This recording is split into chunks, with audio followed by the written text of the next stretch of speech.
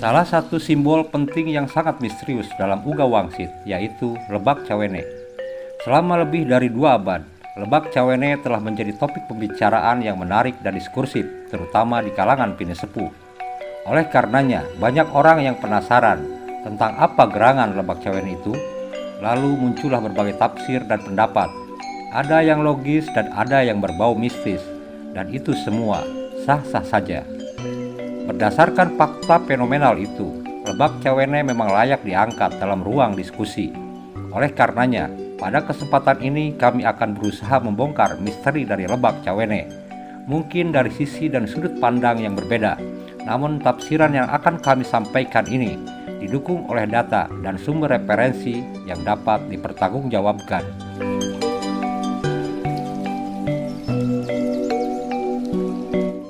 Namun sebelum kami memulai pembahasan, ada baiknya Kisanak dan Nisanak meluangkan waktu sejenak untuk menekan tanda subscribe dan menghidupkan tanda lonceng.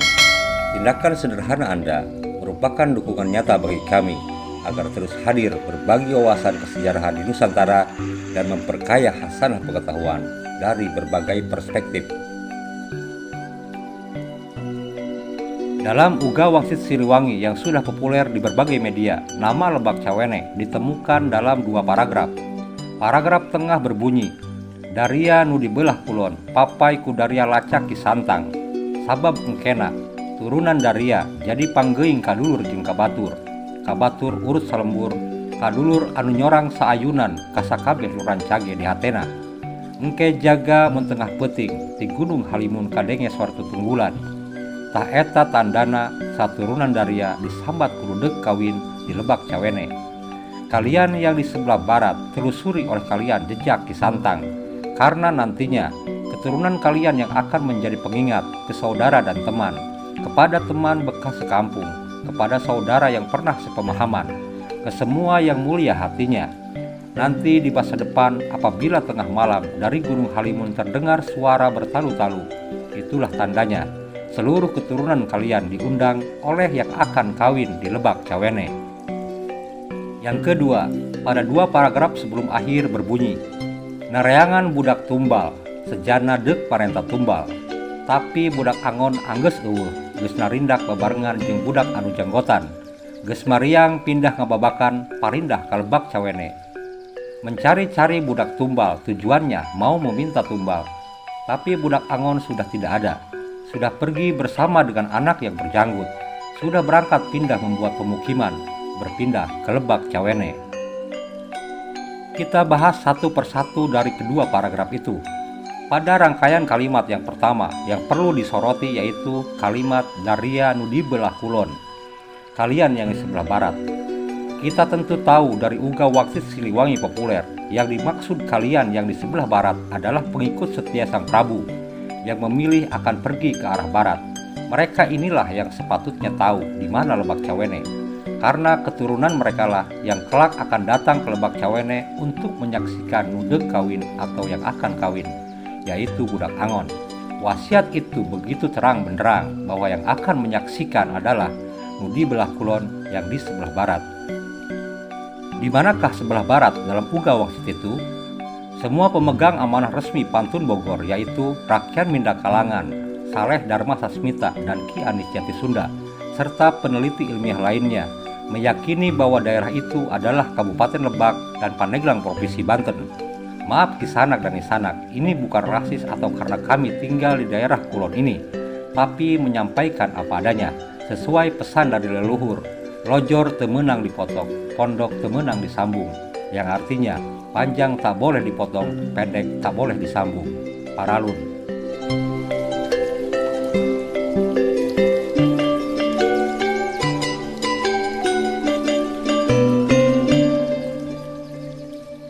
Lalu apa yang dimaksud nudeg kawin di Lebak Cawene? Kata kawin ini jangan dibayangkan budak angon duduk bersanding di pelaminan dengan seorang perempuan atau mempelai wanitanya. Karena kata kawin ini merupakan salah satu simbol penting atau siloka yang harus dimaknai dengan analisis mendalam dan rancage atau mulia tanpa kepentingan pribadi. Arti simbol kawin ini menurut Anis Jati Sunda pikeun pigesan warisna urang pangawinan artinya diperuntukkan bagi warisnya orang pangawinan. Siapa orang pangawinan itu? Orang pangawinan yaitu bekas pasukan elit pengawal raja dan personilnya disebut Puragabaya yang memutuskan pergi ke arah barat. Eta barisan pangawinan teh nyaeta rahayat Pajajaran nu mundur jeung kalabur mentas nalika runtagna Pajajaran. Cenah turunana aya di daerah Citorek, Kabupaten Lebak. Barisan pangawinan itu adalah rakyat Pajajaran yang mundur dan melarikan diri setelah hancurnya Pajajaran. Konon turunannya ada di daerah Citorek, Kabupaten Lebak. Jadi dengan demikian yang dimaksud kawin di Lebak Cawen itu adalah bertemu, bersepakat dan berikrarnya antara sang budak Angon dengan para keturunan Puragabaya di Lebak Cawene. Mungkin semacam konsolidasi dan deklarasi. Untuk apa? Tentu sebagai langkah awal sang budak Angon untuk maju sebagai pemimpin. Dari keterangan ini maka kita dapat menduga bahwa awalnya sang budak Angon tidak bersedia, namun kemudian dibujuk dan dipaksa, lalu dibaiat oleh para pinisepuh barisan pangawinan dari kulon itu, serta disaksikan oleh seseorang yang disebut budak anu janggotan. Sebelum melanjutkan, kami perlu menyampaikan dalam pantun Caturangga Wasit Siliwangi, pada saat pengikut setia Prabu Siliwangi dibagi dalam 4 rombongan, sang Prabu meminta agar tiap-tiap rombongan menunjuk 3 pinisepuh. Cek raja, anu anggeus mararisah sewang-sewang ngaradegkeun 3 kokolot. Kata raja yang sudah memisahkan diri, masing-masing pilihlah 3 pinisepuh. Ketika budak Angon sudah pergi membuat pemukiman baru di Lebak Cawene, datanglah sekelompok orang yang mencari budak Angon dengan niat mau ditumbalkan atau dikorbankan. Narayanganana budak tumbal, sejana deuk marenta tumbal. Siapakah orang-orang itu? Nusieun ketempuhan legitna negara yang takut disalahkan hilangnya negara. Sekelompok orang itu tentunya utusan penguasa yang mengakibatkan hancurnya tatanan negara dan hendak mencari kambing hitam. Budak Angon akan diminta untuk mengorbankan diri dan dijadikan kambing hitam agar kemarahan rakyat yang semakin membuncah dapat diredam. Tapi rencana itu tidak berhasil dijalankan, sebab budak Angon anggeus eueuh geus narindak bebarengan jeung budak anu janggotan. Budak Angon sudah tidak ada, sudah pergi bersama dengan pemuda yang berjanggut. Sosok budak nu janggotan atau pemuda yang berjanggut ini sama-sama tokoh yang misterius dan memiliki posisi penting dalam ngawarugakeun uga atau mewujudkan uga. Sosok ini telah ditafsir oleh banyak orang dalam berbagai versi. Apapun tafsirnya sah-sah saja. Namun perlu diingat, uga Wangsit Siliwangi merupakan salah satu bagian dari Pantun Bogor.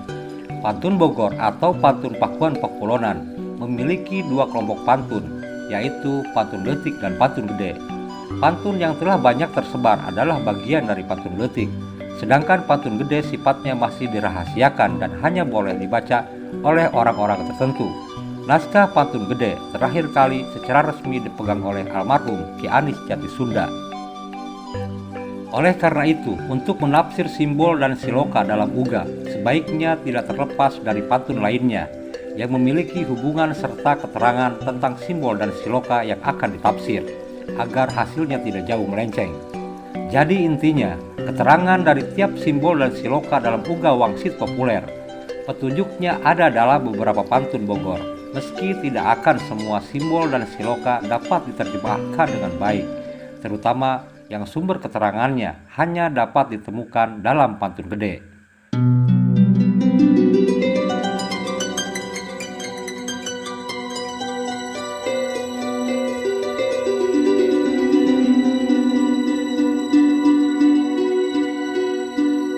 Metode analisis yang kami gunakan ini sesuai dengan petunjuk Sri Baduga dalam Sang Hyang Siksa Kandang Karesian. Hayang nyaho di pantun mah, Langgalarang, banyak catra, Siliwangi, Haturwangi, prepantun tanya.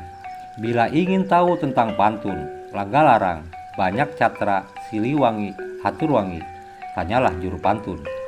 Untuk membahas apa dan siapa Langgalarang, banyak catra dan Siliwangi, mungkin harus dibuat dalam konten yang lain karena bahasannya cukup panjang. Namun kali ini kita sedikit ulas tentang sosok yang oleh Sri Baduga disebut Haturwangi, karena Haturwangi adalah karya akhir dari sang budak Angon kelak, yaitu mempersembahkan keharuman dari putra Sunda bagi kejayaan bangsa dan negara. Begitu pula simbol Lebak Cawene dan Budak Janggotan termasuk dalam perjalanan pantun Haturwangi. Jadi untuk mengetahui jawabannya, Prepantun tanya, tanyalah pada juru pantun. Tentang apa dan siapa sosok pemuda berjanggut kita akan bahas di konten selanjutnya. Pengertian pantun dalam tradisi Sunda bukan sejenis sastra tutur seperti di daerah lain. Pantun di sini adalah kisah perjalanan yang di dalamnya memuat banyak simbol dan siloka yang dituturkan oleh seorang juru pantun atau prepantun. Biasanya disampaikan sambil memetik kecapi bersenar tujuh yang sekarang sudah sangat langka dan hanya bisa ditemukan di Baduy. Prepantun yang terkenal diantaranya yaitu Aki Buyut Baju Rambeng. Pantun-pantun yang dibawakannya itulah yang kemudian dikenal sebagai pantun Bogor atau pantun Pakuan Pakulonan. Oleh karenanya, bila kita ingin tahu Lebak Cawene, tanyalah juru pantun. Kita mungkin tidak bisa langsung bertanya kepada Aki Buyut Baju Rambeng yang misterius itu. Tapi karyanya sudah dituangkan dalam bentuk naskah, yaitu pantun letik dan pantun gede. Jadi kita dapat menelusuri jawabannya dalam pantun-pantun itu. Dengan demikian, salah satu kemampuan yang harus dimiliki dalam proses mapai uga atau agar dapat memecah rahasia-rahasia simbol dalam uga waksit Siliwangi populer, yaitu wajib menguasai bahasa Sunda dari berbagai masa, terutama Sunda Buhun. Karena dalam pantun banyak kosakata bahasa Sunda yang bersifat Buhun atau sudah jarang ditemukan dalam bahasa Sunda modern dan kekinian. Selanjutnya kita ke pokok bahasan tentang Lebak Cawene.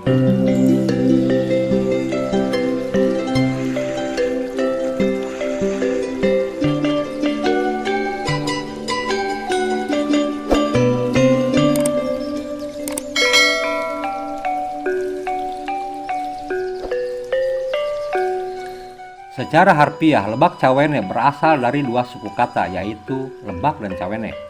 Lebak adalah sebuah daratan yang berada di tempat yang lebih rendah, seperti lembah dan area pesisir. Sedangkan Cawene adalah sebutan bagi wanita yang masih perawan atau belum pernah menikah. Jadi dengan demikian, kita tidak perlu merubah kosakata Cawene menjadi kosakata lain yang berbeda maknanya seperti cawan atau lainnya. Karena kata Cawene merupakan salah satu kosakata asli dalam linguistik Sunda, dan kata Cawene ini berulang-ulang disebutkan dalam beberapa pantun secara konsisten yang merujuk pada suatu tempat yang misterius. Bila Lebak Cawene itu sebuah tempat, di manakah letaknya?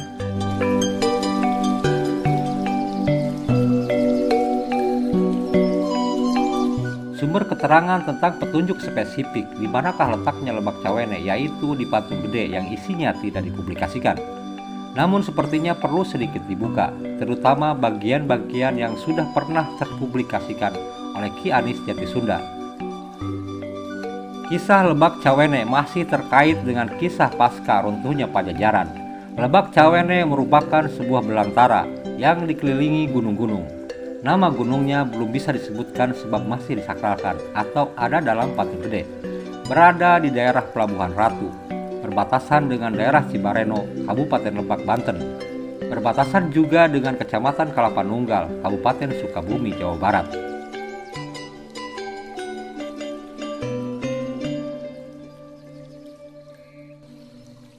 Apa sebab tempat ini dinamakan Lebak Cawene?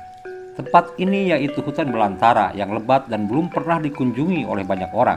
Menurut kisah, konon dahulu kala ada cawene-cawene atau gadis-gadis dari Pajajaran yang bertapa di situ. Kurang dan lebihnya seperti itulah alur ceritanya.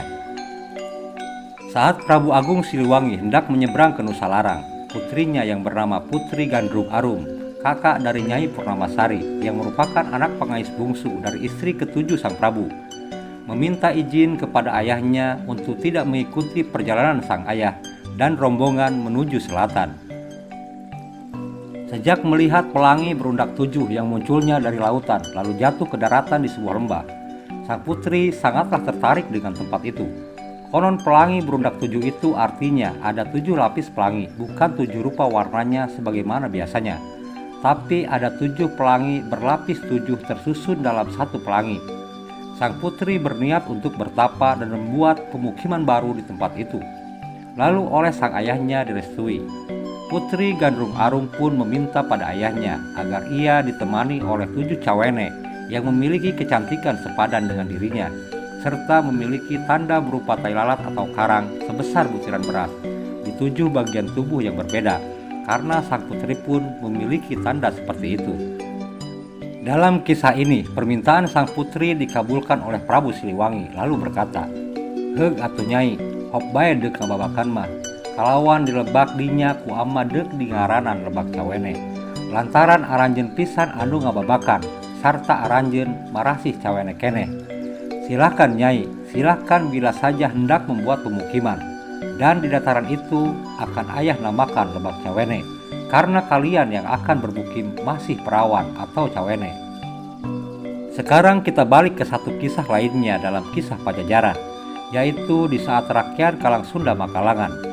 Saat Kalang Sunda menyembunyikan Nyai Putri Purnamasari di Gunung Sirum, ia tersesat dan kebingungan karena melihat kunang-kunang yang sulit dikejar-kejarnya, tapi malah kemudian masuk ke wilayah Lebak Cawene. Saat tersesat itu, Rakyat bertemu dengan Putri Gandrung Arum.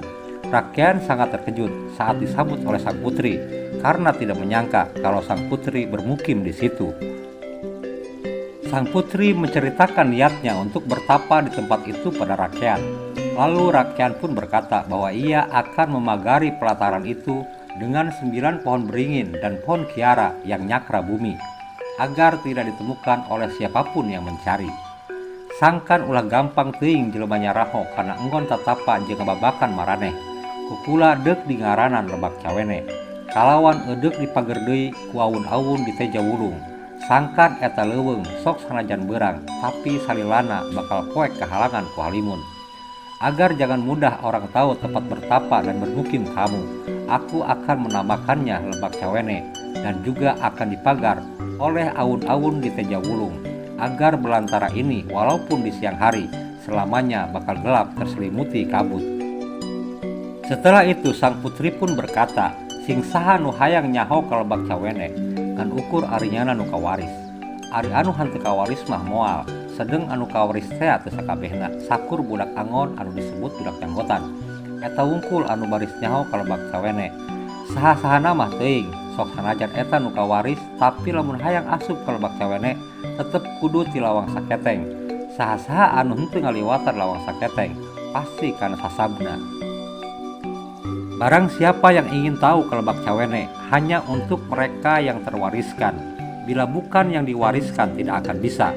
Sedangkan yang terwariskan pun tidak juga semuanya, kecuali budak angon dan yang disebut budak janggotan.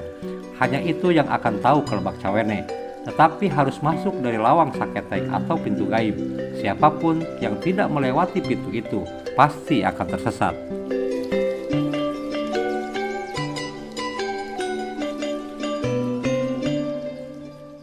Jadi pada intinya, Lebak Cawene itu merupakan hutan belantara. Hingga sekarang belum dikunjungi oleh banyak orang. Mungkin ada yang tanpa sengaja ke tempat itu, tapi takkan melihat apa-apa selain belantara yang angker. Nanti kelak di masa depan akan diwariskan kepada orang pengawinan. Yang disebut orang pengawinan adalah pasukan khusus yang mengawal dan menjaga Prabu Siliwangi di Pakuan Pajajaran. Mungkin mirip dengan Pas Pampres di masa sekarang. Barisan Pangawinan adalah pasukan elit pengawal Raja Pajajaran yang ikut mundur saat Pajajaran jatuh ke tangan Banten. Konon keturunan mereka ada di daerah Citorek, Kabupaten Lebak, Banten. Bahkan hingga sekarang banyak orang Citorek yang masih mencari Lebak Cawene. Bahkan menurut Ki Anis Jatisunda, sekitar tahun 1964, orang Citorek dipimpin oleh Puun Madrayi pernah menemui Bupati Sukabumi Raden Kudi Suryadiharja. Mereka meminta izin untuk membuka areal perkampungan baru di sebuah hutan belantara yang disebutnya Lebak Cawene, di salah satu wilayah Pelabuhan Ratu. Namun maksud dan tujuan mereka ditolak oleh Bupati. Karena penolakan itu, Puun merasa malu hingga kemudian meninggal dunia. Karena kabar akan membuka areal baru di Lebak Cawene itu sudah tersebar di tengah masyarakat Citorek.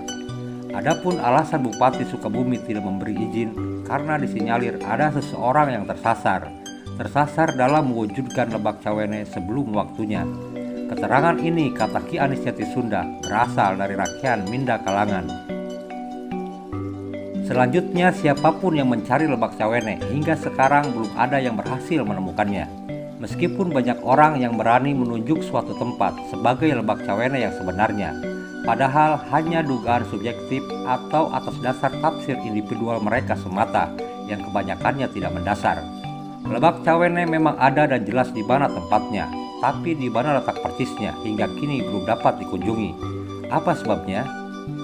Ulantaran hese di sabana mun hanteu boga sadumuhuna, karena sangat sulit didatanginya apabila tidak memiliki mantranya. Sadumuhun atau mantra khusus inilah yang menjadi kunci terbukanya tirai alam atau halimun yang menutupi wilayah Lebak Cawene.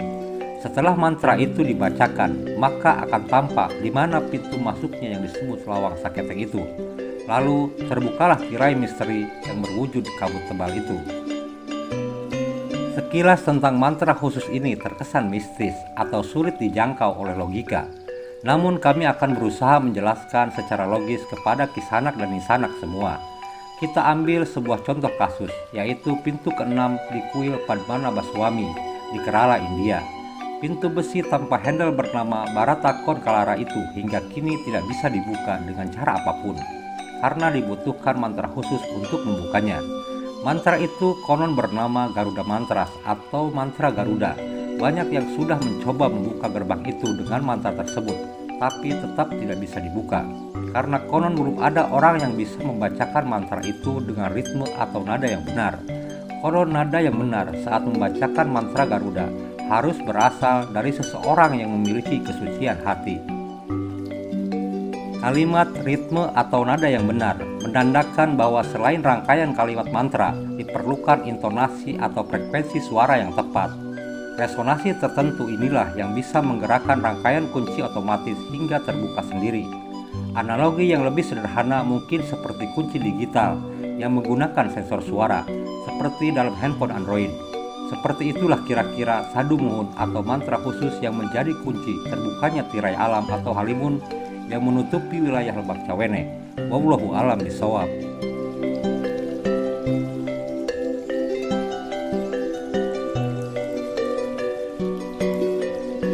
Dan selanjutnya kita akan bahas tentang sosok budak anu janggotan atau pemuda yang berjanggut yang pergi bersama budak Angon untuk membuka pemukiman baru di Lebak Cawene.